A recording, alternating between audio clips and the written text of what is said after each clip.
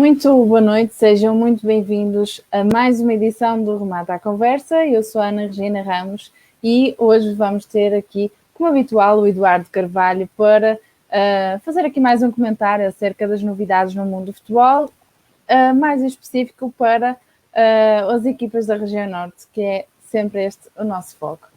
Ora, o Eduardo já está aqui connosco. Olá, Eduardo, boa noite. Olá, Ana, boa noite. Um grande abraço a todos os que nos acompanham, especialmente aos apaixonados por futebol, acima de todas as polémicas clubísticas. Ora, então, como eu disse, hoje vamos falar aqui sobre a última jornada e também falar aqui sobre a Liga Europa e a Liga dos Campeões. E também ainda uma breve antevisão do derby nortenho na segunda mão das meias finais da Taça de Portugal. Ia começar exatamente aqui pela Liga Europa e pelo jogo do Sporting de Braga, que jogou com o AS Roma e terminou numa derrota aqui da equipa portuguesa por 3-1. E o que é que achaste aqui deste jogo? Achas que o Braga não conseguiu contrariar as probabilidades e ultrapassar aqui a Roma? O que é que achaste aqui do jogo? Sim, foi realmente um jogo complicado para o Sporting de Braga. Depois dessa infelicidade na forma como correu o jogo na primeira mão, em que a equipa esteve bem, teve muitas oportunidades para ameaçar a equipa romana, uma equipa teoricamente muito superior em termos de qualidade individual, mas de facto as incidências do jogo acabaram por não sorrir ao Sporting de Braga e acaba por sair com um resultado 2-0, uma derrota por 2-0 no seu reduto, que trazia naturais dificuldades na tentativa de contrariar esse resultado em casa de uma equipa favorita e uma equipa treinada por um treinador bem conhecido dos arsenalistas, Paulo Fonseca, um treinador também ele conhecedor não só da equipa como do campeonato português e que estará bem ciente das dificuldades que o Sporting Braga poderia trazer para o jogo. Posto esse resultado da primeira mão, Carlos Carvalhal transmitiu a ideia com este 11 com que abordou a segunda mão, transmitiu a ideia que privilegiaria os jogos seguintes, jogos importantíssimos que a equipa teria, primeiro para o campeonato e depois para a Taça de Portugal, e estando privada de Esgaio, que foi expulso na primeira mão, acabou por abdicar também de jogadores como Al-Musrati, como Francésio, como Ricardo Horta. Foram várias unidades importantes que acabaram por não fazer parte deste 11 inicial, o que antevia ainda maiores dificuldades à partida para este jogo.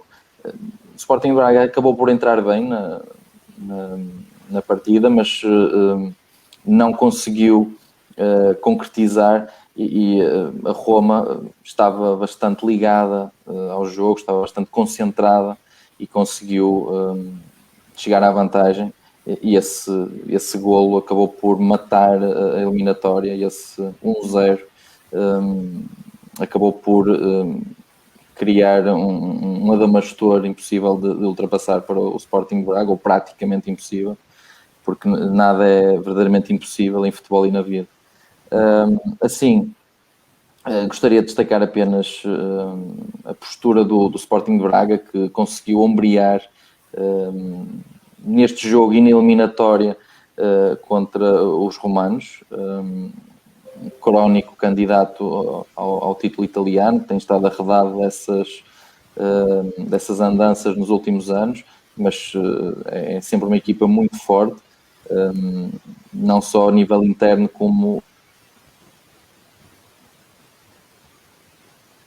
nacional.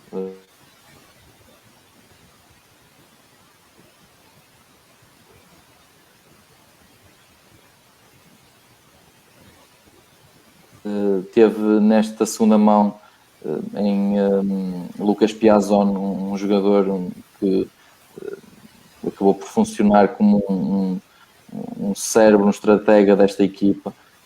Esteve um excelente plano e está em evolução clara no contexto Sporting de Braga. Por isso, um Braga que voltou a dar sinais muito positivos, mas que não conseguiu ultrapassar, não conseguiu superar-se e por isso superar este adversário valoroso na luta pelos oitavos da Liga Europa. Muito bem, Eduardo. No entanto, depois aqui o Sporting de Braga jogou logo a seguir para o campeonato com o Nacional da Madeira e já conseguiu vencer a partida por 2-1. Sim, o Sporting de Braga jogou já depois desse clássico de que falaremos daqui a pouco, mas isso já seria de si uma vantagem, mas de facto tinha também um jogo muito complicado em teoria, depois deste desgaste que um jogo europeu cria e depois também do pouco tempo de descanso que a equipa tinha para este jogo, antevia-se dificuldades para o Sporting de Braga, mas a verdade é que a equipa entrou bem, entrou não parecendo nada afetada, nem física, nem mentalmente, e acabou por ameaçar a baliza de Pichitelli, que teve uma noite completamente desinspirada, teve uma noite com muitos erros, dois deles que foram aproveitados de forma perfeita pelo Sporting de Braga para fazer os dois primeiros golos da partida e os seus 2 golos neste jogo, e depois acabou por conseguir gerir essa vantagem até por volta da hora de jogo, mas nessa segunda parte o Sporting Braga teve mais dificuldades do que seria de esperar. Lá está, a tal fadiga acabou por surgir um pouco mais tarde, acabou por surgir mais tarde do que se esperava, mas era quase inevitável que aparecesse, e depois essa ponta final com o Nacional a conseguir reduzir uma excelente jogada de contra-ataque finalizada por Brian Riascos, já um habitué no Nacional, um dos jogadores mais importantes e mais com mais capacidade nos madeirenses. O Sporting Braga acabou por estar numa reta final de jogo em que correu o risco de deixar fugir esta importante vitória, mas a verdade é que acaba por, tudo somado, resultar em pleno essa estratégia de Carlos Carvalhal para este duplo confronto e conseguir surgir aqui muito bem a vencer este jogo, a aproveitar para ganhar pontos a ambos os adversários, ultrapassou o Futebol Clube do Porto e aproximou-se um pouco do Sporting, e agora tem um importantíssimo jogo da Taça de Portugal contra os Dragões, de que falaremos daqui a pouco. Exatamente. Eduardo, depois houve aqui também o Vitória de Guimarães Boa Vista, que terminou com a vitória dos vimaranenses. Sim, foi realmente foi uma jornada profícua para o Vitória de Guimarães, que conseguiu aqui uma importantíssima vitória num duelo histórico contra o Boa Vista. Esta vitória viria a permitir aos vimaranenses aproximar-se do Passos de Ferreira, que jogou mais tarde, e a equipa neste jogo esteve mais acutilante do que vinha evidenciando, em termos ofensivos, sobretudo, acabou por beneficiar também da criatividade e da capacidade de Rochinha e de Edwards para criar desequilíbrios. Desta vez esteve sem Quaresma, mas na segunda parte Ruben Lameiras entrou e acabou por entrar muito bem dentro dessa dinâmica que o Vitória vinha evidenciando neste jogo. Desta vez o colombiano Estupinhano não marcou, mas voltou a ser decisivo com uma assistência. E do lado do Boa Vista, cada vez mais dificuldades. A equipa no jogo anterior conseguiu uma importante vitória e agora não dá sequência novamente, e isso é realmente um problema para Josualdo Ferreira. A equipa denotou mais uma vez dificuldades na saída de bola, arriscando muito e sendo acima de tudo muito previsível nesse capítulo. E depois contou com Leonardo Jardim, que salvou várias desatenções defensivas e que evitou um resultado mais pesado para os povisteiros. De resto, para os dois treinadores ficam sensações completamente diferentes. O Vitória de Guimarães, que acaba por reagir bem, terá naturalmente que manter este nível para continuar a lutar contra o Paços de Ferreira pela Liga Europa, nessa luta pela qualificação europeia, e o Boa Vista, que volta a estes altos e baixos, volta a evidenciar esta dificuldade em manter um rendimento constante e uma melhoria constante, e creio que o professor terá urgentemente que encontrar o seu melhor 11. Ainda não conseguiu até ao momento essa base importante para qualquer equipa, e sobretudo na vertente defensiva a equipa tem tido muitas dificuldades, por isso há que afinar primeiro o 11 e depois naturalmente as dinâmicas para permitir à equipa estabilizar. Eduardo, depois tivemos aqui uma deslocação do Paços de Ferreira aos Açores para jogar com o Santa Clara. Este foi o primeiro jogo desta época que teve público nas bancadas, no entanto, terminou com uma derrota do Paços de Ferreira por 3-0. Sim, foi uma derrota muito inesperada, sobretudo pelos números que se registaram no final da partida. Foi inclusivamente mais pesada do que em Alvalade, em que a equipa, apesar da derrota, até esteve bem em termos exibicionais. Mas foi um jogo de desinspiração total para os pacenses. Só na parte final do jogo é que conseguiram ameaçar o último reduto dos açorianos.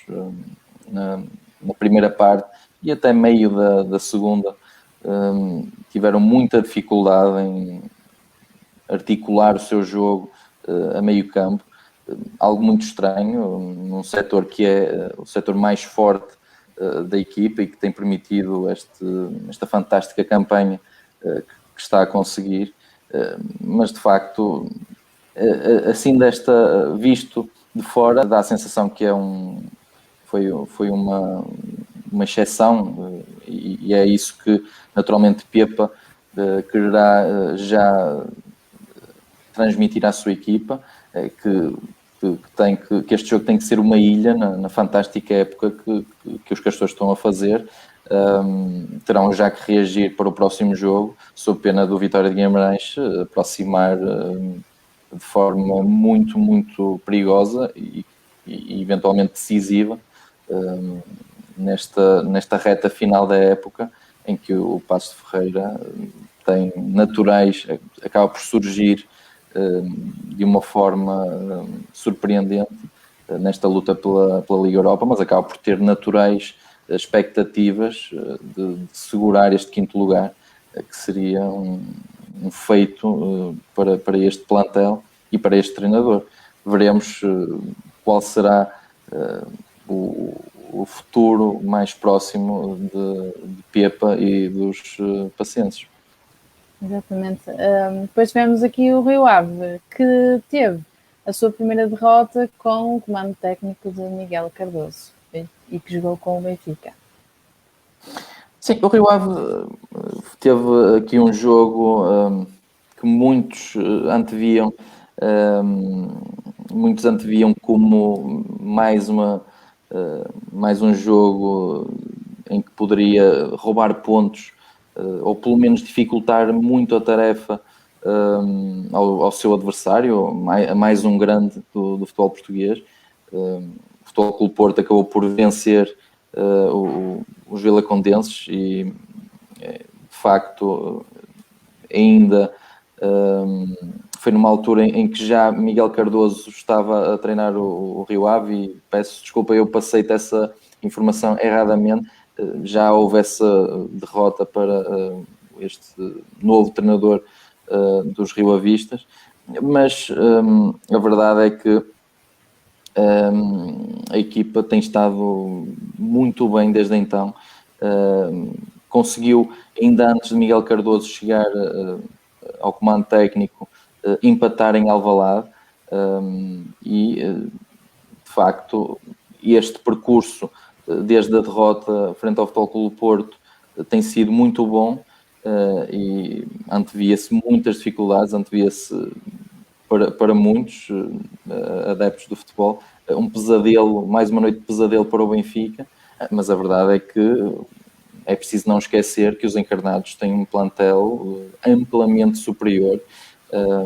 Na minha opinião, talvez o melhor plantel da Primeira Liga, apesar da posição que ocupa neste momento, o Benfica, e acabaria por ser uma questão de tempo até as coisas começarem a funcionar. Poderá não ser a tempo de ainda lutar pelo título, mas era natural que o Benfica acabasse por voltar às vitórias e se conseguir 2, 3 triunfos consecutivos, entrar numa reta final que lhe permita ainda disputar pelo menos esses 2 primeiros lugares que seriam importantíssimos. Não sendo possível ser campeão, seria importantíssimo essa vice-liderança ou esse vice-campeonato para permitir a entrada direta na Liga dos Campeões. Quanto ao Rio Ave, a equipa teve várias oportunidades na primeira parte, a equipa esteve muito bem, apesar do domínio natural do Benfica. Na segunda parte é que acabou por recuar demasiado nesse início da etapa complementar, e isso acabou por permitir ao Benfica criar várias oportunidades até chegar a esse 1-0 que desbloqueou a partida, e a partir daí acabou por tornar-se uma tarefa muito difícil para o Rio Ave, que só após esse golo acabou por conseguir dar um ar de sua graça e esboçar esse futebol ofensivo e fluido que o seu treinador privilegia. O golo acabou por não estar muito próximo para o Rio Ave e acabou mesmo por surgir o segundo golo para o Benfica, que acabou com a decisão, a discussão desta partida para o lado dos encarnados, e por isso uma partida menos positiva para o Rio Ave, que ainda assim teve uma primeira parte de bom nível, em que conseguiu fundir bem essa ideologia base do seu treinador com estas nuances, esta nuance de contra-ataque que está a introduzir no jogo da equipa, olhando aos jogadores que tem, de que dispõe. Por isso, muito inteligente Miguel Cardoso, desta vez não surtiu efeito, mas pegou muito bem na equipa e está num bom momento no seu Rio Ave. Bem, Eduardo, depois do jogo seguinte houve também o Moreirense-Belenenses, um jogo que terminou empatado 2-2. O que é que achaste aqui da prestação do Moreirense? O Moreirense vinha de uma derrota no último jogo, depois de uma excelente entrada de Vasco Seabra, no comando técnico da equipa, e por isso tinha aqui um jogo importante para retomar as vitórias e retomar esse ciclo positivo que a equipa pretendia prolongar, para se ver a salvo de qualquer sobressalto nesta parte final do campeonato, e por isso acredito que seria difícil começar melhor do que como o Moreirense acabou por fazer neste jogo. A equipa entrou forte, teve uma abordagem muito positiva e dificilmente poderia ser melhor, tendo dominado a primeira parte, apesar da boa resposta do Belenenses. Já na segunda parte, muito mais dificuldades para os cónicos, com os comandados de Petit a terem uma pressão muito, muito boa ao meio campo, e a contrariarem de uma forma muito melhor o Moreirense, sobretudo dificultando a sua circulação, que é um dos pontos fortes das equipas de Vasco Seabra, e acabou por registar-se um empate no final do jogo, um resultado que acaba por não ser o ideal, o pretendido para os minhotos, mas que permite pelo menos não perder consecutivamente, o que era nesta fase, e na minha opinião, essencial para a equipa. Depois, Eduardo, aqui na luta pela manutenção, as equipas da região norte não venceram aqui os jogos que tiveram, e falámos aqui do Gil Vicente, que sofreu um golo com o Tondela, e o Famalicão, que empatou com o Farense. Como é que viste aqui estas duas partidas? Sim, além da já referida derrota do Boa Vista, essas duas outras equipas que neste momento estão mais envolvidas na fuga à despromoção, também não conseguiram vencer. O Gil Vicente perdeu o Tondela, teve um jogo complicado.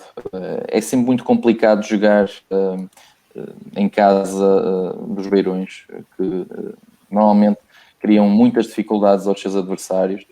Já tiveram boas vitórias neste campeonato, e aqui era importante para o Gil Vicente dar seguimento a esse bom resultado, esse triunfo na última partida, mas aqui seria muito difícil dominar este jogo, e houve aqui logo uma incidência muito cedo no jogo para o Gil Vicente, com essa expulsão de Ruben Fernandes, e isso acabou por dificultar tudo à partida. Daí resultou uma grande penalidade que João Pedro concretizou, e a partir daí foi um jogo com muitas dificuldades para a turma de Barcelos, com uma excelente exibição de Denis. Ele que eu venho falando, esta época não tem estado num nível tão elevado como nos tem habituado, mas acabou por ser importantíssimo para manter os gilistas ainda com hipótese de levar algo deste jogo, de pontuar pelo menos neste jogo. Seria sempre muito difícil quando se está em desvantagem numérica e a perder, mas graças a Denis foi possível ainda pelo menos conseguir limitar os tondelenses a apenas um golo, e depois Ricardo Soares tentou de facto que a equipa ainda conseguisse dar a volta ao texto, pelo menos esse empate, mas o Tondela acabou por conseguir maniatar de forma de forma suficiente, pelo menos, o seu adversário para segurar aqui esta vitória. Não me parece, até pela forma como o jogo se condicionou logo à partida, que seja uma derrota com um transfer muito negativo para o próximo jogo, mas é natural que é sempre penalizador e é sempre importante reagir já de imediato para uma equipa que está nos últimos lugares da tabela classificativa. Exato. Relativamente, perguntaste-me também, relativamente ao jogo do Famalicão, e de facto o Famalicão tinha uma linha de um bom ciclo, de 2 jogos, e tinha aqui um adversário muito complicado, sobretudo pelo momento também que atravessa, um momento, neste caso, mais prolongado. O Farense não perde desde a chegada de Jorge Costa ao comando técnico da equipa, e isso é talvez o fator mais importante de todos os envolvidos num jogo de futebol e numa época futebolística. Esse fator mental, esse fator anímico é fundamental. Com este jogo acabaram por ser 4 os jogos da sequência que ainda vigora para o Farense de invencibilidade, e o Famalicão tinha também a oportunidade de dar sequência a esse ciclo de invencibilidade de apenas 2 jogos até então, e que aqui acabou por se manter por mais um jogo. Era naturalmente importante vencer.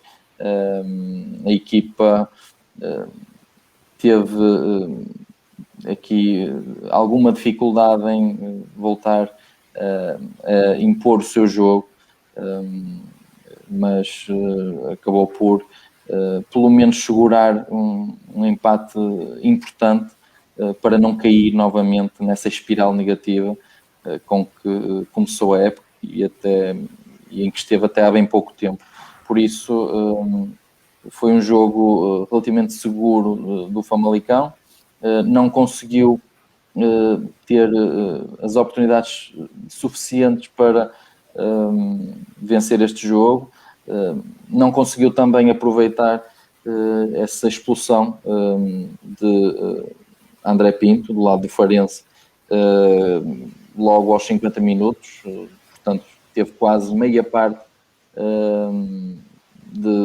desta partida para se superiorizar, pelo menos em termos de converter, digamos assim, em termos de domínio, aquilo que, e em termos de resultado, aquilo que tinha em termos numéricos de superioridade, mas a verdade é que foram incapazes de bater este adversário que está muito, muito sólido agora defensivamente, parece cada vez mais sólido e mais agressivo taticamente.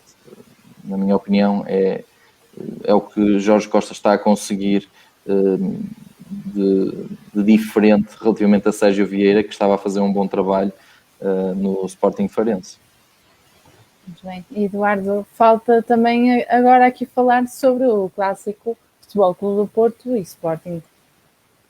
O que é que retiras aqui deste jogo? O Futebol Clube do Porto tinha aqui um jogo decisivo, na minha opinião. Pode-se dizer que não há jogos decisivos até que a matemática assim o indique, mas a verdade é que era daqueles jogos que valem mais que 3 pontos a todos os níveis. Primeiro porque permitia ganhar uma partida e que o seu adversário mais direto não o fizesse, portanto não pontuasse de todo.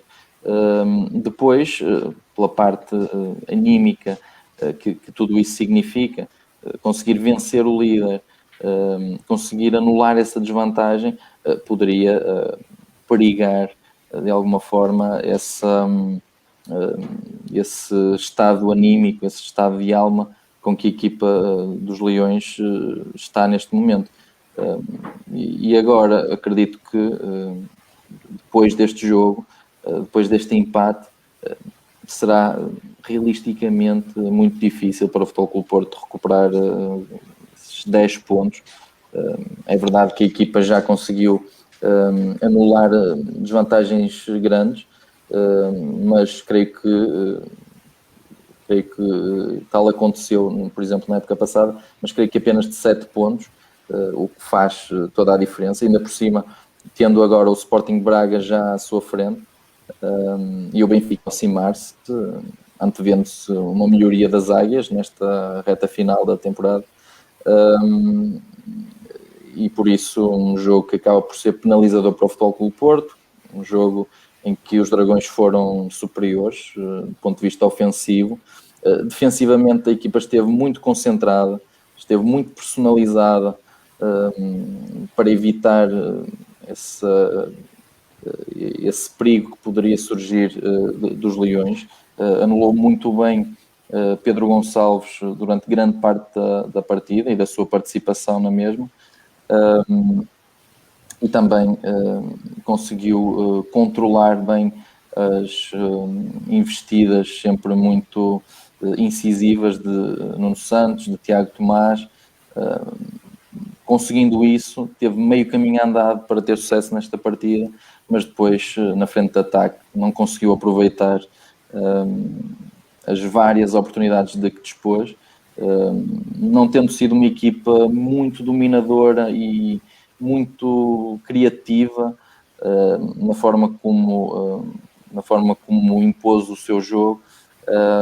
Teve várias oportunidades e lá está, volta a sentir-se muitas dificuldades do Futebol Clube Porto na finalização. Vão sendo mitigadas na maioria dos jogos com a inteligência e eficácia de Mehdi Taremi, nomeadamente este jogador iraniano que tem estado muito bem, mas quer Marega, quer mesmo Taremi, não são jogadores que sejam, que tenham muita perícia na finalização, tenham aquela capacidade sublime no remate. Viu-se na forma como o iraniano desperdiçou várias oportunidades neste jogo. Viu-se como Marega, apesar de ter estado um pouco melhor que na maioria dos últimos jogos, teve dificuldade também em surgir com perigo na cara do golo. E depois, também do outro lado, estava um adversário muito forte do ponto de vista defensivo. A equipa evoluiu de uma forma que me surpreendeu. Olhando às individualidades defensivas que a equipa tem, é fantástico este trabalho que Ruben Amorim está a fazer defensivamente com a sua equipa. E neste jogo não foi exceção. Pese um ou outro lance de felicidade, que também faz parte, em que um pequeno toque, um ressalto, permitiu à equipa fugir a esse golo, a essa possibilidade de sofrer golo. Em tudo o resto, o Sporting esteve muito bem, também muito concentrado, muito rigoroso nas suas ações, sobretudo no posicionamento defensivo, e por isso, beneficiando também desse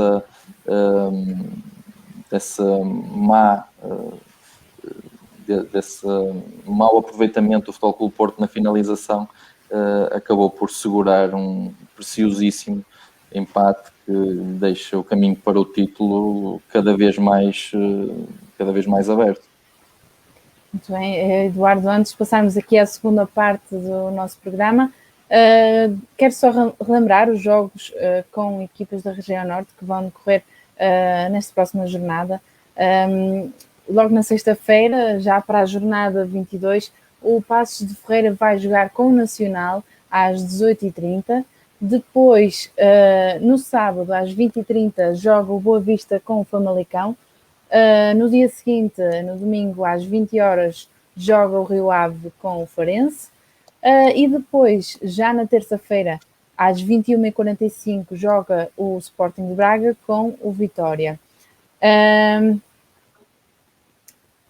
Depois, ainda no sábado, esqueci-me de referir este jogo, joga o Gil Vicente com o Futebol Clube do Porto às 18 horas e no domingo também joga o Marítimo com o Moreirense às 17h30. E agora sim, vamos passar aqui à segunda parte dos destaques da semana. Agora aqui queríamos saber, claro, os teus destaques desta semana, nomeadamente o teu remate de trivela e remate ao ângulo, e só pedir que fosses o mais breve possível aqui ao descreveres. Podes começar aqui pelo remate de trivela. O meu remate de trivela vai para Rochinha, no Vitória de Guimarães.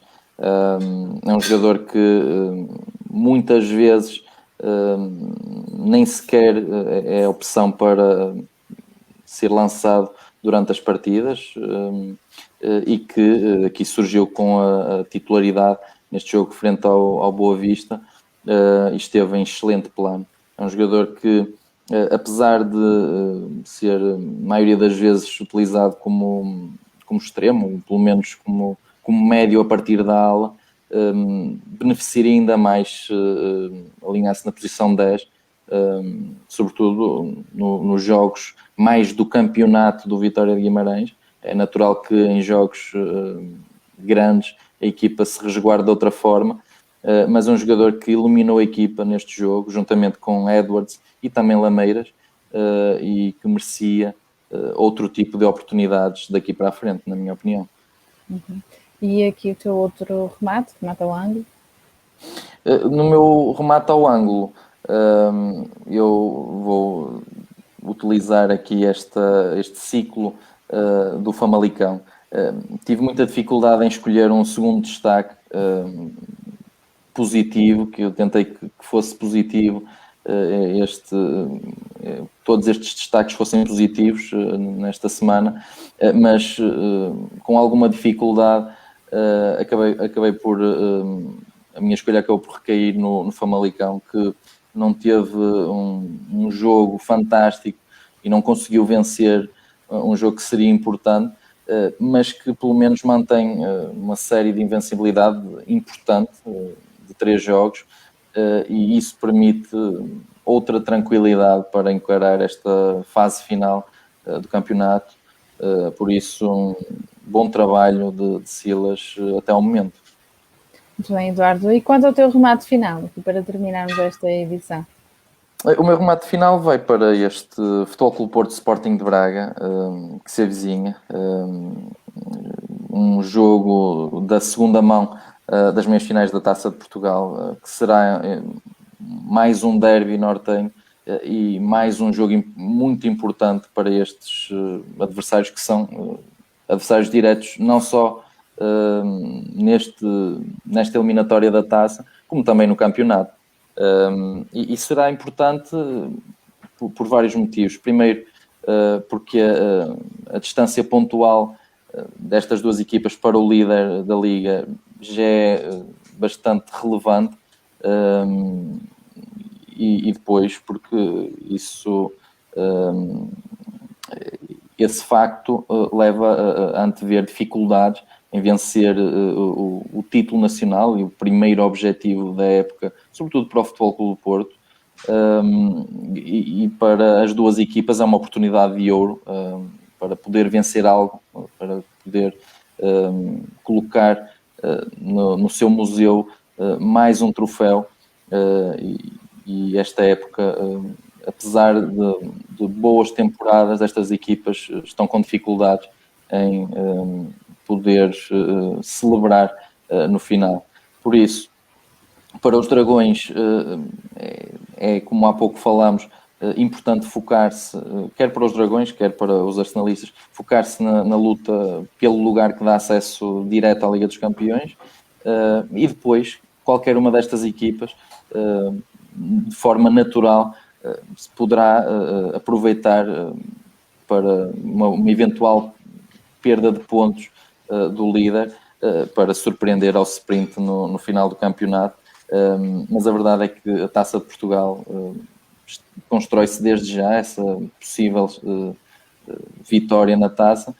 É importante chegar à final, e para esta segunda mão os Dragões têm uma ligeira vantagem de terem marcado fora de casa. Basta ao Sporting de Braga, no entanto, marcar para anular esse handicap e com 2 golos virar este jogo, virar esse handicap a seu favor. Os Dragões terão naturalmente de ser seguros na defesa, não é aconselhável que haja muitas mexidas defensivas para os azuis e brancos, e olhando ao histórico de Sérgio Conceição, não acredito que o faça, não só na defesa como até em todo o 11, embora a nível ofensivo a equipa tem várias soluções e poderia perfeitamente fazer aqui alguma rotatividade, promover alguma rotatividade no último terço. Quanto aos bracarenses, acredito que também apresentem o seu 11 mais forte e mais habitual, e até por estarem em desvantagem, Carlos Carvalhal não deverá fazer muito diferente disso. Por isso temos aqui um jogo com todos os condimentos para uma grande partida, um duelo entre equipas muito fortes no contexto nacional e também internacional. Muito bem, Eduardo. Obrigada pelos seus comentários, mais uma vez, e contamos contigo na próxima edição. E para quem nos está a assistir, resta lembrar que temos sempre as edições disponíveis, as edições anteriores disponíveis no nosso canal do YouTube, no nosso Instagram, no IGTV. Esta edição também vai para lá, uma parte desta edição. E também no nosso Facebook publicamos sempre tudo acerca das novidades que temos vindo a trazer. No nosso site, em jornalreferência.pt, também publicamos estas edições e outras notícias e outros conteúdos sempre sobre a região norte. Por isso, fiquem desse lado, continuem a acompanhar-nos e a acompanhar as nossas novidades. Obrigada por estarem aí e até à próxima edição.